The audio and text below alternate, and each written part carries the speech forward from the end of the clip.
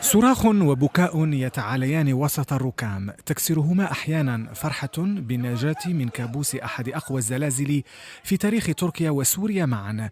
مشاهد لخصت يوما حزينا في البلدين، مئات القتلى وآلاف الجرحى، والحصيلة مرشحة للارتفاع مع وجود آلاف المحاصرين تحت الأنقاض. لكن وسط حالة الحزن هذه قد تتراءى بريقة أمل بصرخة نجاة أحدهم. رجال الإنقاذ يسابقون الزمن لإخراج أجساد كتبت لأصحابها أعمار جديدة. طفلة صغيرة أبت إلا أن تهزم رجات الزلزال وظلت صامدة حتى انتشلتها فرق الإنقاذ. حفرة صغيرة قد تتحول إلى بوابة أمل كبيرة بالنسبة لأطفال نجوا بأعجوبة من الموت.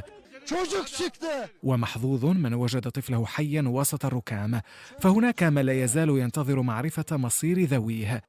وبينما هناك من علق تحت الأرض، آخرون علقوا في مرتفعات البنايات. نزولهم إلى الأرض هذه المرة كان مختلفا إلى درجة الدخول في نوبة هستيرية من البكاء بالفرحة والصدمة معا. الأنقاض والطقس البارد تكالبت على العالقين الذين لم يجدوا سوى الأغطية لتحدي يوم مزلزل.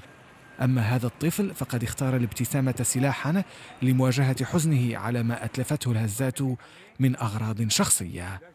وسام الذهبي، العربية.